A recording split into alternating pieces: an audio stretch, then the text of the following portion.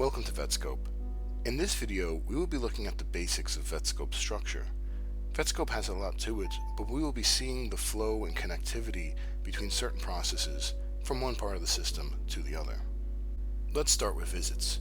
Visits can be created with or without an appointment in the calendar. When a visit is created, it has its own reference number generated by the system.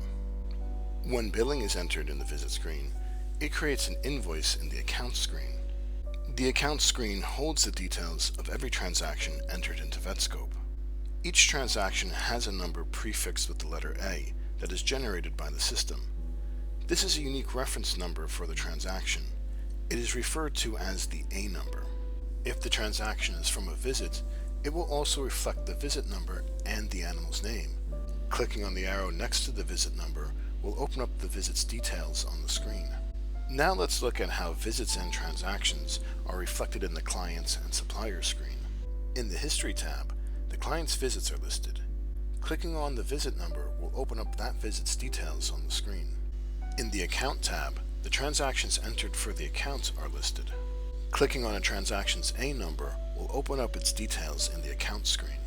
In the Animals tab, the client's animals will be listed. Clicking on their ID number will open up that animal's details in the Animal screen. The History tab in this screen as well shows each visit the animal had. Clicking on the visit number will open up that visit's details on the screen. Now let's look at the Account's Stock Detail List and Nominal Detail List screens. In the Account screen, along with showing the details of transactions that were entered, you can also enter in different types of transactions using the buttons on the left-hand side of the screen. Clicking on List shows all the transactions in the system and their totals listed out. To view the details of any particular transaction, you can just click on the gray arrow next to the A number in the Transaction ID column. Now let's go to the Stock Detail List screen. The Stock Detail List screen shows transactions broken down to an itemized level, reflecting the price item and the quantity. It is possible for more than one line to have the same A number, as this means that they are part of the same transaction. Clicking on the gray arrow next to the A number in the Transaction ID column will open up the transaction in the Account screen. Now let's look at the Nominal Detail List screen. This screen too has transactions broken down line by line, but it reflects analysis codes and individual billing values.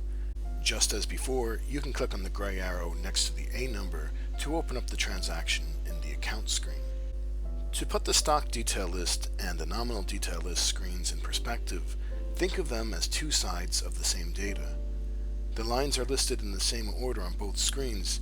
It is just that each screen provides different information for the same transactions.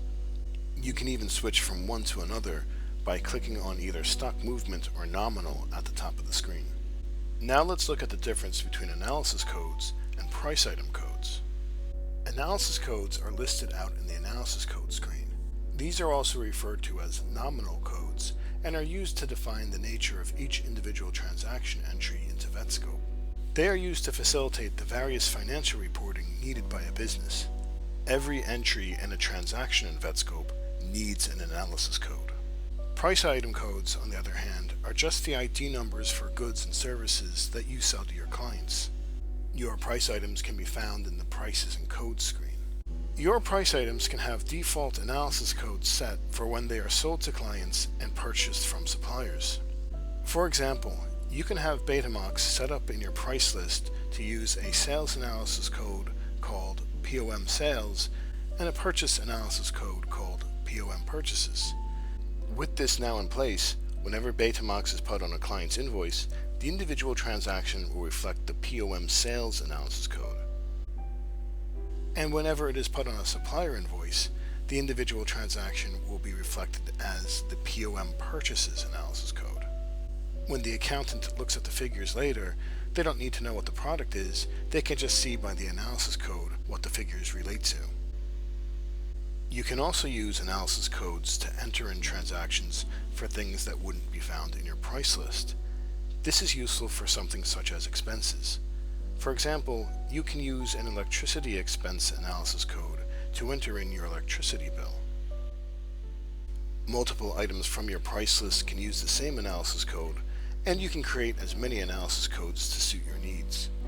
That concludes this video. For further information about some of the topics covered, you can find relevant training material in the Help and Tutorials tab, or you can contact VetSCOPE using the details on the screen.